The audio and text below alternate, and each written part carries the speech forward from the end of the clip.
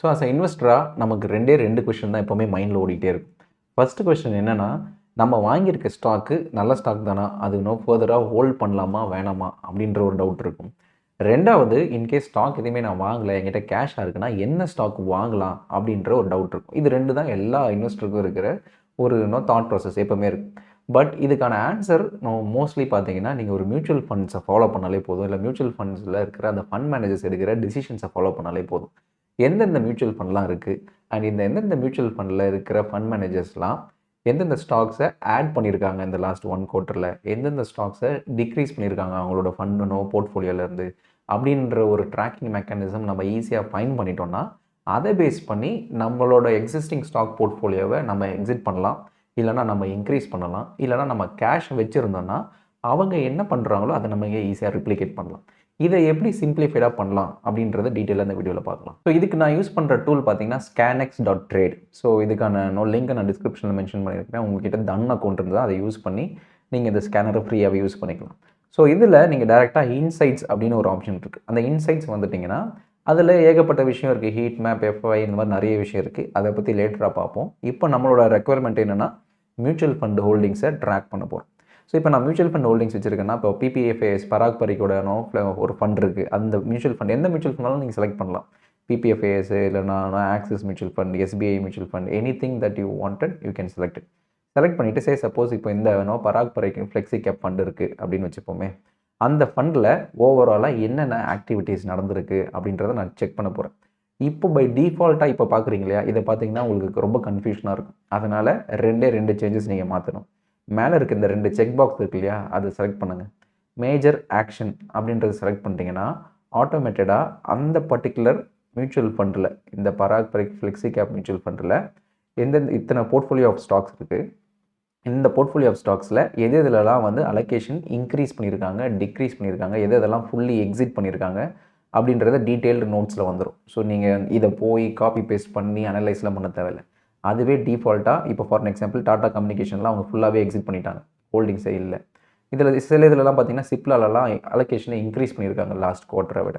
So அந்த மாதிரி increase பண்ணியிருக்காங்களா டிக்ரீஸ் பண்ணியிருக்காங்களான்றது வந்துடும். அதேமாதிரி பர்சன்டேஜ் சேஞ்ச் கொடுத்தீங்கன்னா போன குவார்ட்டர் கூட இல்லை போன மாதம் கூட இந்த மாதம் கம்பேர் பண்ணும்போது எதுலலாம் இன்க்ரீஸ் பண்ணியிருக்காங்க, எதுலலாம் டிக்ரீஸ் பண்ணியிருக்காங்க பர்சன்டேஜ் வைஸ் அப்படின்னு தெரிஞ்சிடும். இப்போ இஐடி பேரி பார்த்தீங்கன்னா 13% இன்க்ரீஸ் பண்ணியிருக்காங்க போன மாதத்தை விட. ஸோ எதெல்லாம் டிக்ரீஸ் பண்ணியிருக்காங்கன்னு பார்த்தீங்கன்னா பாரத் எலக்ட்ரானிக்ஸ்லாம் 20% டிக்ரீஸ் பண்ணியிருக்காங்க.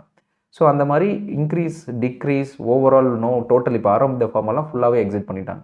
ஸோ அந்த மாதிரி எந்தெந்த ஸ்டாக்ஸ்லாம் இருக்கோ அந்த ஃபுல் ஸ்டாக்ஸோட போர்ட்ஃபோலியோ ப்ளஸ் இன்க்ரீஸ் பண்ணியிருக்காங்களா டிக்ரீஸ் பண்ணியிருக்காங்களான்ற ஒரு விஷயம், அது இல்லாமல் எத்தனை பர்சன்டேஜ் இன்க்ரீஸ் பண்ணியிருக்காங்க டிக்ரீஸ் பண்ணியிருக்காங்க அப்படின்ற ஒரு டீட்டெயில் அப்ரோச் வந்துடும். இப்போ பார்த்தீங்கன்னா ஆல்மோஸ்ட் 106% கிட்டே இன்க்ரீஸ் பண்ணியிருக்காங்க Brookfield India real estate. So இது ஒரு பெரிய ஒரு பாசிட்டிவ் நியூஸ். ஸோ ஒரு பராக் பரிக் மாதிரி ஒரு ஃபண்டு ஆல்மோஸ்ட் 26,38,978 ஷேர் வாங்கியிருக்காங்க. ஸோ நம்ம ஒரு 10 ஷேர் வாங்குறதுக்கு ரொம்ப யோசிக்கிறோம் இல்லையா. ஸோ அந்த 10 ஷேர் வாங்குறதுக்கு எந்த கம்பெனி ஏது கம்பெனி டீட்டெயில்டு அனலைஸ் பண்ணுறதுக்கு பதிலாக இந்த மாதிரி இருக்கிறதுலே ஒரு பெஸ்ட் மியூச்சுவல் ஃபண்ட்ஸ் ஒரு 4-5 எடுத்துக்கிட்டு அவங்க இதில் அதிகமாக இன்வெஸ்ட் பண்ணியிருக்காங்க அப்படின்ற ஒரு அனாலிசிஸ் பார்த்து நம்மளும் அதை அப்படியே ரிப்ளிகேட் பண்ணாலே போதும். அவங்க எப்போ அதை எக்ஸிட் பண்ணுறாங்களோ நம்ம அதை அதுக்கேற்ற மாதிரி எக்ஸிட் பண்ணிக்கலாம். ஸோ அந்த மாதிரி ஒரு அப்ரோச்சும் much easier approach, better approach கூட. ஸோ இப்போ இது மட்டும் இல்லை, இப்போ நான் என்ன அந்த பர்டிகுலர்னோ நம்ம பராக் பரிக்கோட ஃபண்ட் பார்த்தனோ அதை நான் அப்படியே காப்பி பண்ணி ஒரு எக்ஸலில் போட்டு அந்த எக்ஸலில் நான் கிளாட் ஏஐயில் அப்லோட் பண்ணி நான் என்ன கேட்குறேன்னா, எனக்கு இந்த பர்டிகுலர் டேட்டாவை அனலைஸ் பண்ணிவிட்டு இந்த ஷீட்டில் இந்த லாஸ்ட் 6 மந்த்ஸில் எந்தெந்த கம்பெனிஸோட ஸ்டாக்ஸ்லாம் ரொம்பவே இன்க்ரீஸ் ஆகிருக்கு, லாஸ்ட் 1 மந்த்து தான் நம்ம பார்க்குறோம், எனக்கு மொத்தமாக அனலைஸ் பண்ணி இந்த 6 மாதத்தில் எந்த ஸ்டாக்ஸுக்கு அதிகமாக அலோகேட் பண்ணியிருக்காங்க, எந்த ஸ்டாக்ஸில் அதிகமாக எக்ஸிட் பண்ணியிருக்காங்க, எந்த ஸ்டாக்ஸ் புதுசாக இன்வெஸ்ட் பண்ணியிருக்காங்க, அண்ட் ஒரு top 10 stocks with highest holding.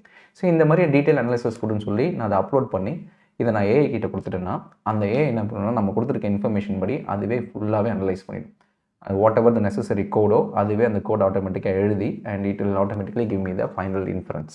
So நம்ம ஒன்ஸ் இந்த ஏஐ வச்சு அனலைஸ் பண்ணும்போது அதுவே ஆட்டோமேட்டிக்காக கொடுத்துரும். லைக் டாப் 10 ஹோல்டிங்ஸ் எதில் இருக்குது. இப்போ பவர் கிரிட்டில் பார்த்தீங்கன்னா அதுதான் highest holdings, followed by ITC, அதுக்கப்புறம் HDFC bank, ICICI bank, Axis bank, Bharti Airtel, Kotak, HCL technology, Zydus and doctor Reddy's. So இந்த 10 ஸ்டாக்ஸ் தான் இட் ஹஸ் ஹையஸ்ட் அலோகேஷன். எதெல்லாம் அலோகேஷன் இன்க்ரீஸ் ஆயிருக்கு அப்படின்னா அதுவும் மென்ஷன் பண்ணிடும். ஸோ பவர் கிரிட் என்னென்ன கம்பெனிஸ்லாம் ஓவர் த லாஸ்ட் 6 மந்த்ஸில் அலோகேஷன்ஸ் இன்க்ரீஸ் ஆயிருக்கோ அதுவும் இதில் மென்ஷன் ஆயிருக்கும். ஸோ 20 ஸ்டாக் கிட்ட அலோகேஷன் இன்க்ரீஸ் ஆயிருக்கு. அதில் 14 ஸ்டாக் பார்த்தீங்கன்னா புது investments.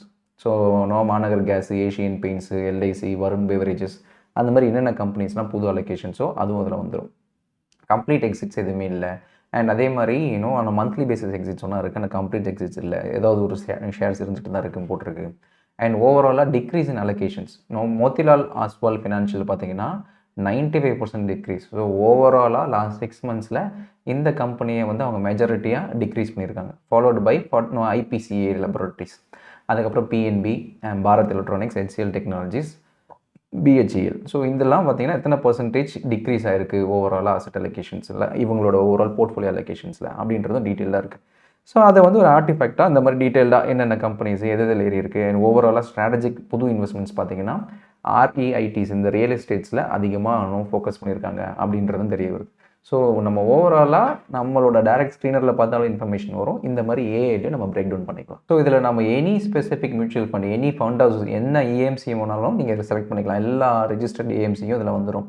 So LIC mutual funds, Kotak, Nippon, any நீங்கள் செலக்ட் பண்ணிவிட்டு அதில் டேரெக்டாக என்ன ஸ்பெசிஃபிக் ஸ்கீமோ நீங்கள் அதை செலக்ட் பண்ணிட்டீங்கன்னா அந்த ஸ்கீமில் ஓவரால் அலோகேஷன்ஸ் என்ன, எவ்வளோ சேஞ்சஸ் ஆகிருக்கு, இன்னும் ஓவரால் பர்சன்டேஜ் ஆஃப் ஷேர்ஸ் எவ்வளோ வாங்கியிருக்காங்க, அந்த கம்ப்ளீட் இன்ஃபர்மேஷன்ஸும் எல்லா ஃபவுண்டர்ஸுக்கும் கிடச்சிரும் அந்த கிளிக் ஆஃப் பட்டனில். ஸோ நம்ம ஸ்டார்டிங்கில் சொன்ன அந்த 2 கொஷின்ஸ்க்கு எந்த ஸ்டாக்ஸை வாங்கலாம், இல்லை நான் வச்சுருக்க ஸ்டாக்ஸை விற்கலாமா, ஹோல்ட் பண்ணலாமா அப்படின்ற டவுட்டை இந்த ப்ராக்டிக்கலாக நான் இப்போ எக்ஸ்பிளைன் பண்ண இல்லையா, அந்த மெத்தடாலஜி வச்சு நீங்கள் ஆன்சர் கண்டுபிடிச்சிடலாம். So this is what I want to convey. இப்போ எக்ஸ்பிளைன் பண்ணதில் ஏதாவது டவுட்ஸ்னால் நீங்கள் கமெண்ட்ஸில் மென்ஷன் பண்ணுங்கள், நான் அட்ரஸ் பண்ணுறேன்.